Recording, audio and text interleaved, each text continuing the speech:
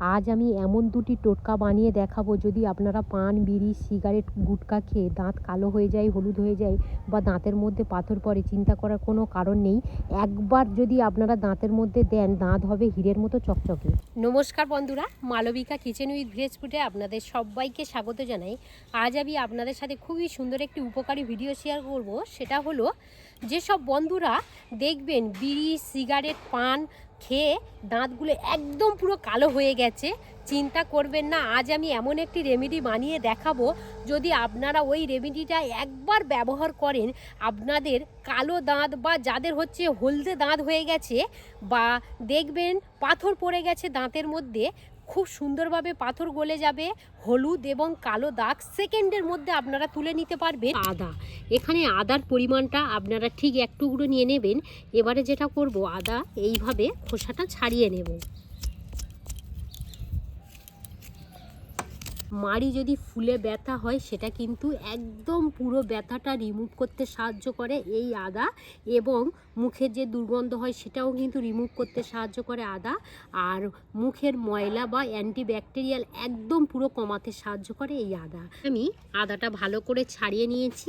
এবারে আদার সাথে আমি আরও কিছু উপকরণ নিয়েছি। দেখুন, এখানে আমি 4 কোয়া রসুন নিয়েছি।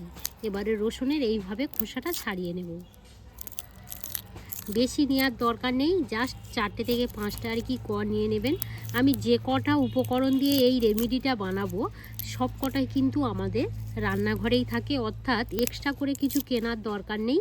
আপনারা বাড়িতে কিন্তু অবশ্যই এই রেমেডিটা বানিয়ে ব্যবহার করে দেখবেন, খুব সুন্দরভাবে রেজাল্ট পাবেন। রসুন কিন্তু শক্তিশালী অ্যান্টিব্যাকটেরিয়াল, দাঁতের পোকা বা ইনফেকশান একদম পুরো কমাতে সাহায্য করে। মাড়ির যে কোনো সমস্যা হলে আপনারা যদি এই রসুন ব্যবহার করেন, খুব সুন্দর কিন্তু গুণাগুণ পাবেন। এবারে নিয়ে নিয়েছি লবঙ্গ। লবঙ্গ ঠিক আমি 5 পিস নিয়েছি।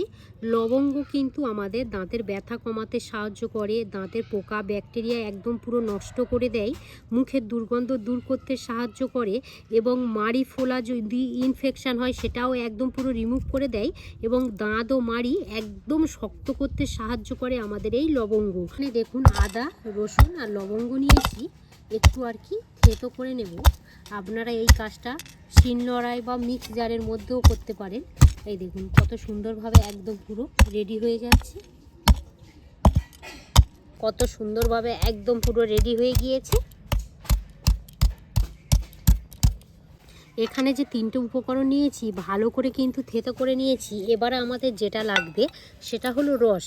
এখানে আদা, রসুন এবং লবঙ্গ যে আর কি তেলটা বার হয়, তো এখানে খুব সুন্দরভাবে এই আমি রসটা একদম পুরো রেডি করে নিয়েছি। এই দেখুন রসটা কতটা হয়েছে। এবারে এটাকে একটা সাইডে রেখে দেব। এবারে যে উপকরণটা নিয়েছি সেটা হলো ফিটকিরি। ফিটকিরি আপনাদের কম বেশি সবার বাড়িতে থাকে, আর ফিটকিরি দেখতে কেমন হয় আপনারা তো সবাই জানেন। দেখুন, ফিটকিরি কিন্তু আমাদের ভীষণভাবে উপকার করে দাঁতের জন্য। মাড়ির রক্তপাত হলে সেটা একদম পুরো সারিয়ে দেয়, এবং মুখে জীবাণু নষ্ট করে, মুখে দুর্গন্ধ কমায়, আর মাড়ি শক্ত করতে সাহায্য করে এই ফিটকিরি। তবে আমি বলে রাখি, এই ফিটকিরিটা কিভাবে ব্যবহার করলে ফিটকিরির গুণাগুণটা আরও দ্বিগুণ কাজ করবে, সেই পদ্ধতিটা দেখে নিন। এখানে একটা ফ্রাই প্যান নিয়েছি, একটু গরম করে নিয়েছি। জাস্ট এই ফিটকিরিটা গরম ফ্রাই প্যানের মধ্যে দিয়ে দেবেন। দেখবেন জাস্ট 1 মিনিটের মধ্যে খুব সুন্দরভাবে কিন্তু এই ফিটকিরিটা একদম পুরো লিকুইড হয়ে যাবে। এই দেখুন আস্তে আস্তে কিন্তু কত সুন্দরভাবে লিকুইড হচ্ছে, দেখুন। এই দেখুন, যদি আপনারা ফিটকিরিটা এইভাবে গরম করে তারপর ব্যবহার করেন, এর কিন্তু দ্বিগুণ কাজ হয়, ঝটপট কাজ হয়। মানে আমাদের যে কাজটা হয় ফিটকিরি, সে কাজটা কিন্তু খুব কুইক কাজ হয়। তো আপনারা এইভাবে ফিটকিরিটা লিকুইড করবেন, তারপরে কি করবেন অবশ্যই শেয়ার করছি।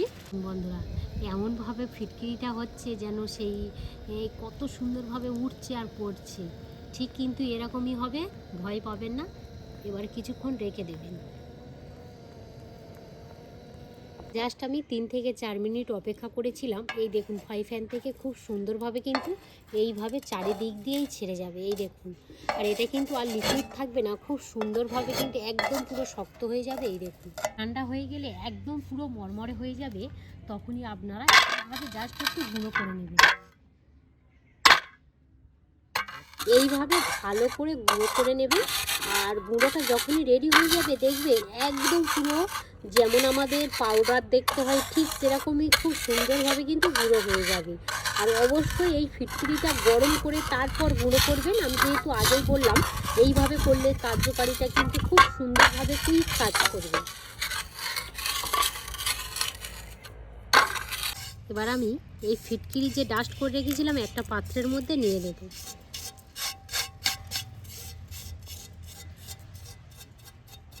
দেখুন এখানে যে আমি ফিটকিরিটা একদম পুরো পাউডার করে বানিয়ে রেখে দিলাম। এক্ষেত্রে বলে রাখি প্রত্যেক দিন তো আমরা তো ফিটকিরি এইভাবে গরম করে তারপর ঠান্ডা করে তারপর তো ডাস্ট করতে পারি না। আপনারা কিন্তু ফিটকিরির পরিমাণটা এখানে একটু মানে বেশি সাইজের নেবেন।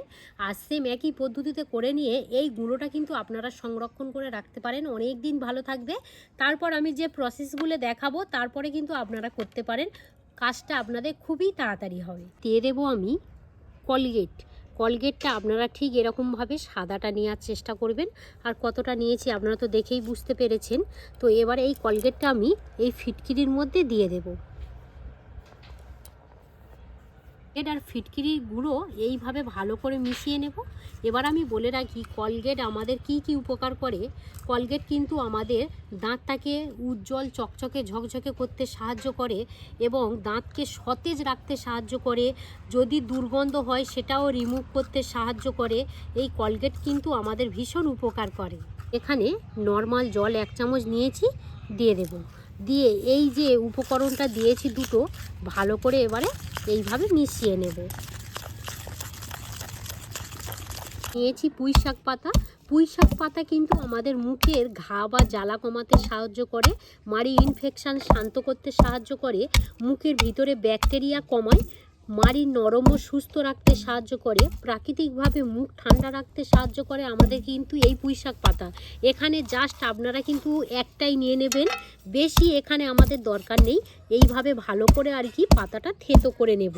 এখানে পাতাটা থেঁতো করে আর কি পুঁই শাকের যে লিকুইড যে রসটা ওই রসটাই কিন্তু আমাদের প্রয়োজন।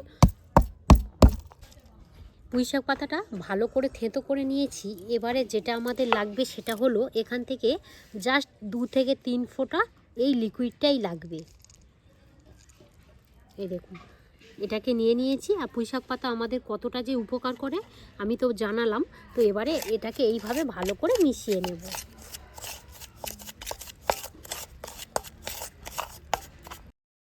খুব সুন্দরভাবে কিন্তু ঘরোয়া একটি রেমেডি একদম পুরো রেডি হয়ে গেছে। এই দেখুন কত সুন্দরভাবে রেডি হয়ে গেছে এই যে ঘরোয়া রেমেডিটা। প্রথমে যে লিকুইডটা তৈরি করেছিলাম আপনারা কি করবেন, এখানে আমি তুলো নিয়েছি, জাস্ট তুলোটাকে এইভাবে এই লিকুইডের মধ্যে এইভাবে ভিজিয়ে নেবেন। এইভাবে ভিজিয়ে নিলেন। আরও একটু তুলো নিয়েছি, এইভাবে একটু ভালো করে ভিজিয়ে নেব।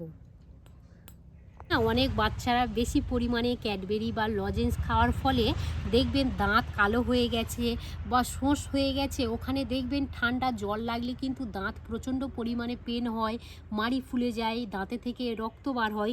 সেই জায়গাতে যে জায়গাতে আর কি শোঁস হয়ে গেছে মানে গর্ত হয়ে গেছে, জাস্ট এই তুলোটা আর কি সেই জায়গায় দুটো দাঁতের মাঝে বসিয়ে দেবেন। বেশিক্ষণ নয় বন্ধুরা, যখনই আপনারা ঘুমাতে যাবেন, বাচ্চা বলুন বড় বলুন, এটা সবাইয়ের ক্ষেত্রেই কিন্তু কার্যকারী। জাস্ট যখনই দুপুরবেলা বা রাত্রেবেলা ঘুমাতে যাবেন, জাস্ট দুটো দাঁতের মাঝে দিয়ে কিছুক্ষণ রাখবেন, আধ ঘন্টার মতো কিন্তু রাখবেন।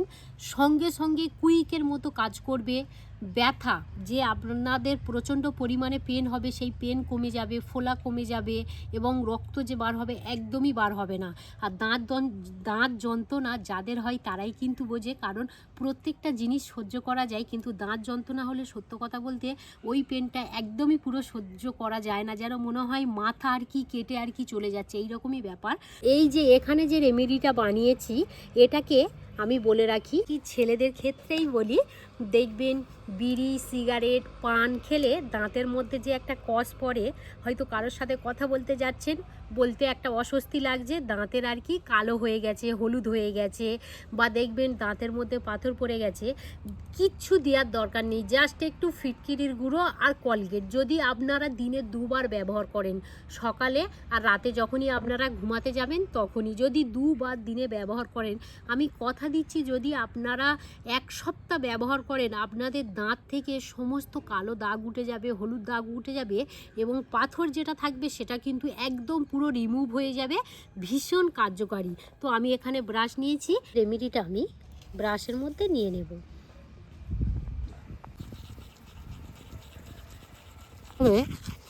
চারিদিকেই কিন্তু মাজতে হবে।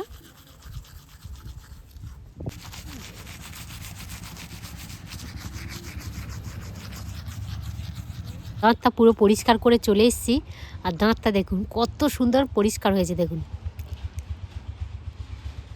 আপনারা দাঁতটা তো দেখলে একদম পুরো হীরের মতো চকচকে হবে। আর কি বলবো, নিজের যে এত সুন্দর একটা মাইন্ড ফ্রি হবে সেটা আর কি যারা করবেন তারাই কিন্তু বুঝতে পারবেন। এটা আর কি বলে বোঝানো যাবে না।